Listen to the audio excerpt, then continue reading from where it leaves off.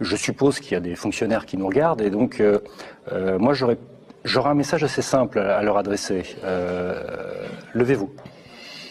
Par devoir, pas par confort ou pour défendre des droits ou je ne sais quoi. Parce que vous, les fonctionnaires, vous avez passé plusieurs générations à construire ce qui est la République concrètement, c'est-à-dire le service public. Le service public, actuellement, il est attaqué.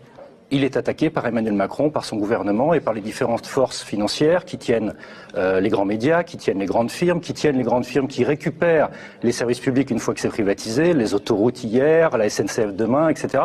Et donc, ce service public, vous, fonctionnaires, vous avez, de par le fait d'être fonctionnaire et du choix de carrière et du choix de vie que vous avez fait, vous avez le devoir de le défendre. C'est une question de devoir. Et donc, levez-vous. Mettez-vous en grève, vous aussi. La grève par procuration, c'est bien.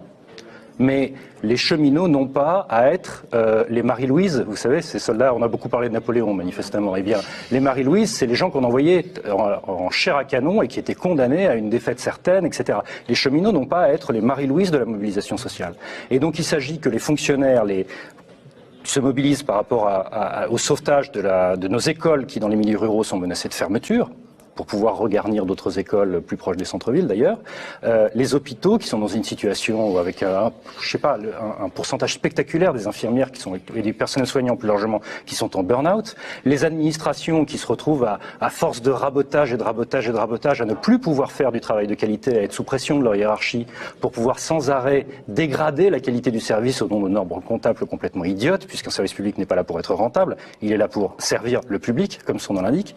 Et donc, il me semble qu'il y a pour les fonctionnaires un véritable devoir de légitime défense du service public en rejoignant les cheminots dans la grève. Et c'est pas dans 3 mois, c'est pas dans 5 ans, c'est maintenant.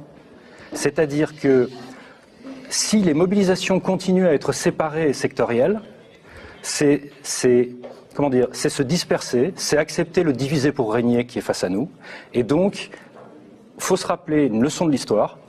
Au XXe siècle, il y a eu 4 ou 5 vraies grèves massives qui ont produit la paralysie de l'économie du pays. Parce que quand les trains marchent plus, quand les avions marchent plus, quand l'essence vient à manquer, quand les écoles sont en grève, etc., le pays s'arrête.